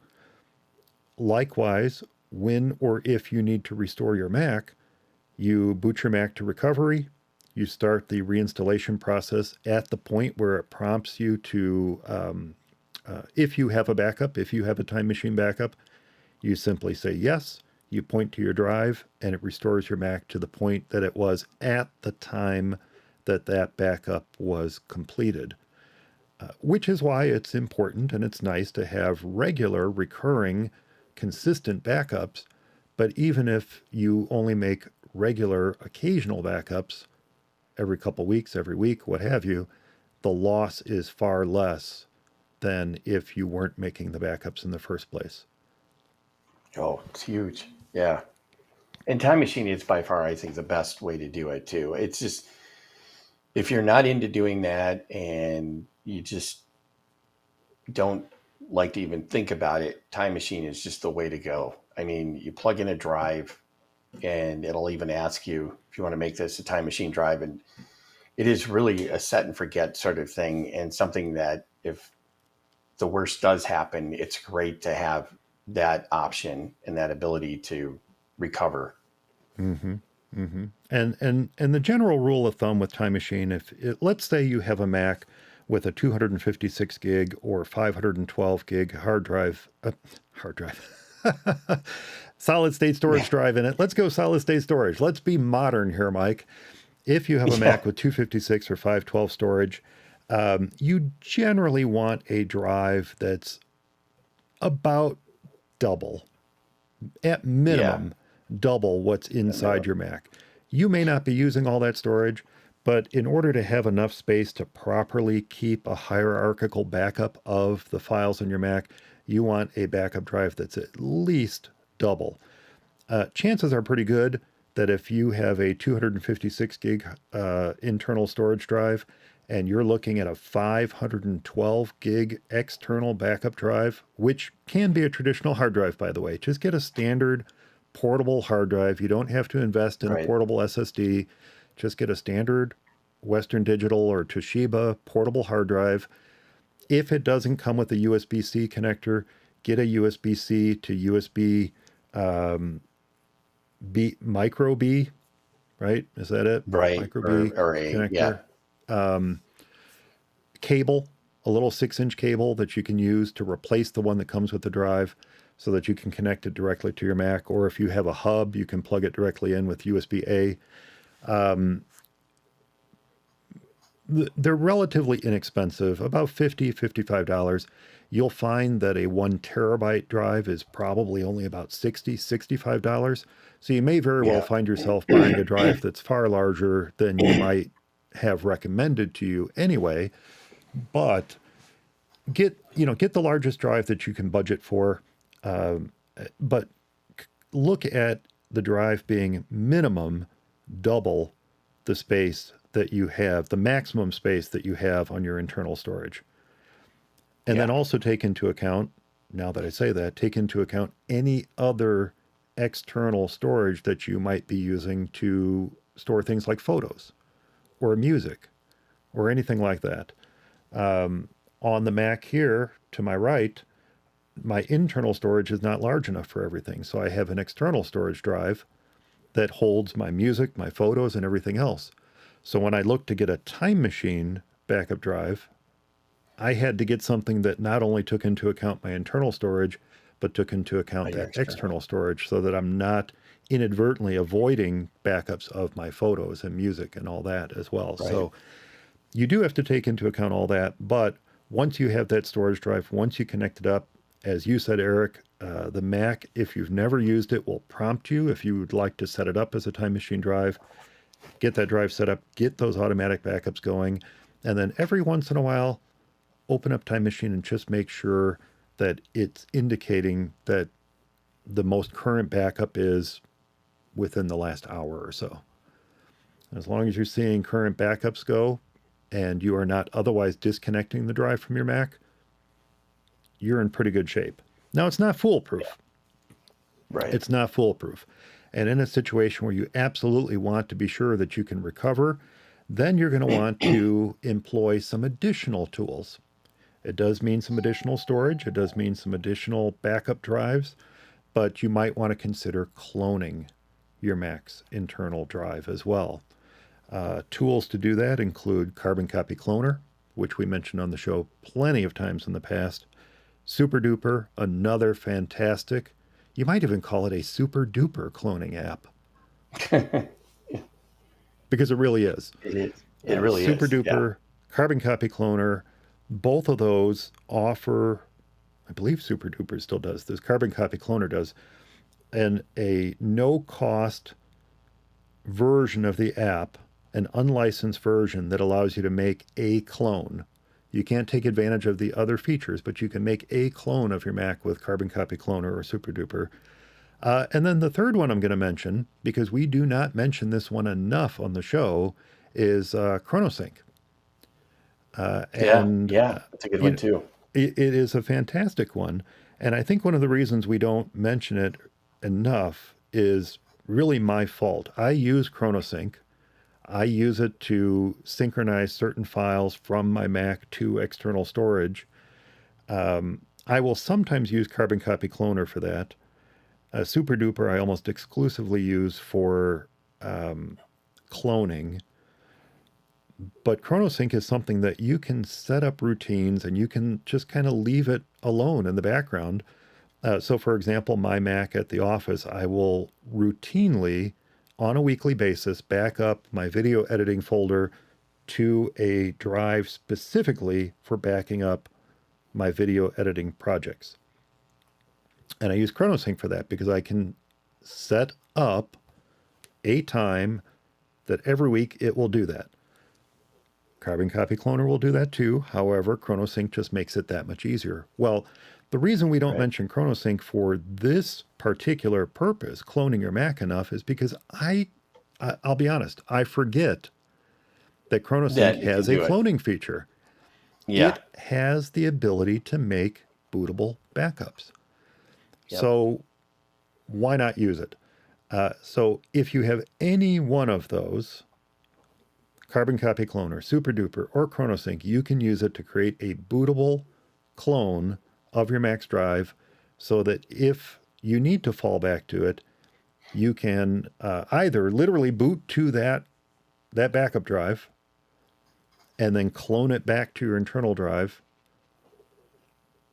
or you can actually use it because it's a clone of your drive. You can use it during a Mac installation process. When it says, do you have a time machine or other backup? You can say other backup. It will recognize that external That drive clone backup. Yep. as a clone backup of your Mac, and it will bring in your applications, your settings, your user files, all that kind of stuff, just like it would from Time Machine. So it works great for that. And if you can do like Dave does, as he mentioned in the chat room, where he has a backup workflow consisting of 3 backups, not only Time Machine, but Carbon Copy Cloner, and he uses ChronoSync, then you really do have yourself covered. Yeah, And for sure. that's always the minimum that you want. You want 3 backups. And I'm going to consider the files on your Mac to be one of them. So you've got the files on your Mac, you've got your Time Machine backup, and then you have some sort of third or tertiary backup that is either a clone of your Mac or what I was going to mention next, a cloud backup. So, for example, Backblaze or Carbonite or any of the others that are out Right. there, if they have Mac compatibility, and importantly these days, if they have the ability to, at no extra cost, back up your external drives as well, that's something to look for with a cloud backup.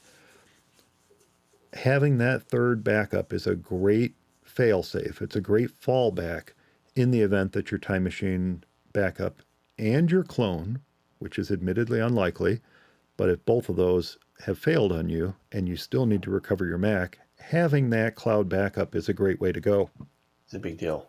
Excuse me, it's a big deal, but it's not something I would count on as your sole backup or as your sole means of recovery in the event of an installation failure of an operating system. Right. The last thing, of course, is a lot of folks consider iCloud or Dropbox or any of the other cloud storage services backups, but they're really not. I would not think of iCloud or Dropbox or Microsoft's, whatever they're calling it these days, OneDrive. Yeah. OneDrive. How many names has that had, Eric? How many I know. names has OneDrive had? Good gracious, Microsoft, pick a name and stick with it. Google Drive, any of these services, if you're using that, that's great. It's keeping a backup of those particular files on their servers and ideally on your machine as well, so that Time Machine or Carbonite or Carbon Copy Cloner or the others can boot them up. If you leave them on the cloud, Time Machine can't back it up. But if it's Right. being synced, that's fantastic. However, it's not a great means to recover your Mac. It's a great means to recover these files, Files, but not the whole Mac. Yeah. not the whole Mac. So Right. please follow Dave's advice, follow our advice if you want to make sure that you can recover after a failed installation of macOS or any sort of failure, catastrophic failure of your Mac, including hardware failure. Time Machine, a clone with Carbon Copy Cloner and Super Duper and or ChronoSync, and then perhaps a subscription to a cloud backup service as an absolute last resort, something like Backblaze or Carbonite that can make sure Yeah. everything else is backed up on your Mac as well. So that's how you back up for recovery. What else can we do to help make sure that your Mac is prepared and ready for macOS Ventura, Eric? I can't think of anything outside of, updating the applications that you might have, before you actually update. But I'm thinking that's pretty good. What did Dave come up with? It's Time Machine copy ChronoSync. Okay. Uh, yeah. I mean, having it backed up and cloned is probably the single biggest thing you can do before you update to a new OS. It's really, because no matter what happens, you have the ability to roll back to your other operating system, to your previous version, and that's essentially what you want. I mean, probably the only other thing is to make sure that the applications that you rely on will work on the new OS, especially if it's a production machine that you utilize for things, especially applications that are work critical. Hmm. But yeah, other than that, I can't think of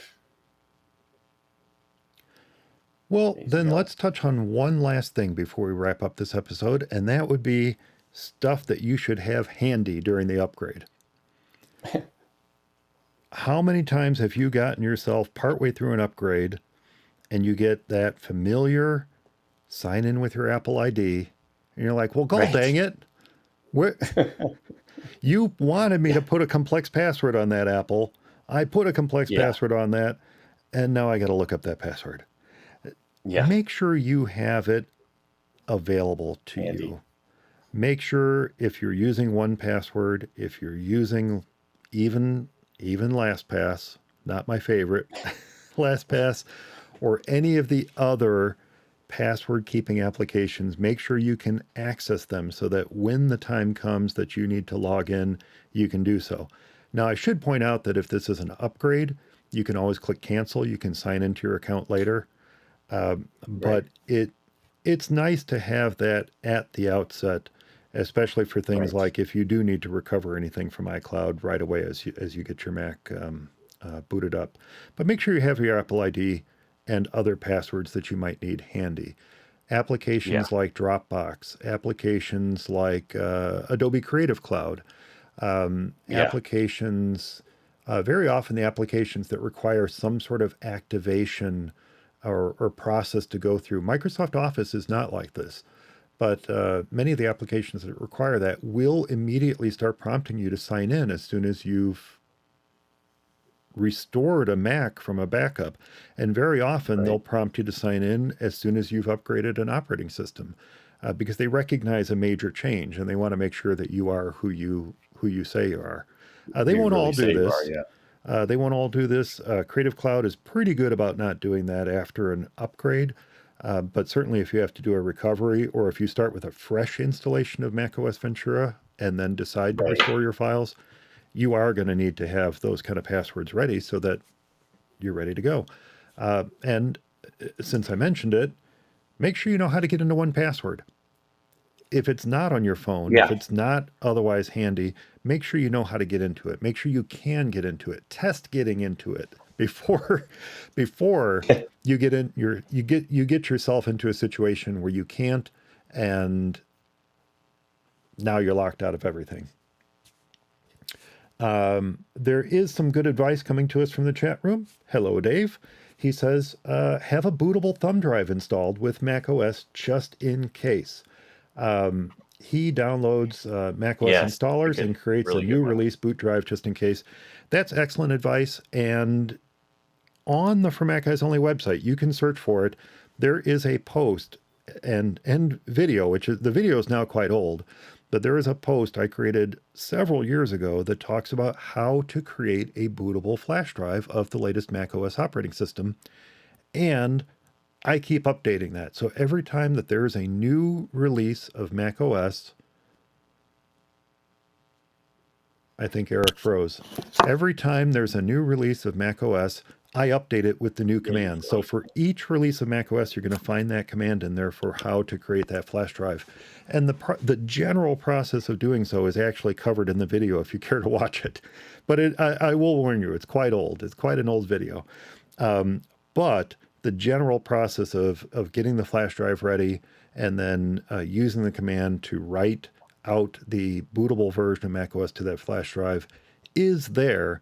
And Dave is absolutely right. This is a fantastic way to make sure you have a means by which you can get your Mac booted and or restore it or create a fresh installation if you need to. And that flash drive, let's say your recovery partition is damaged, that flash drive is the way to get your Mac restored.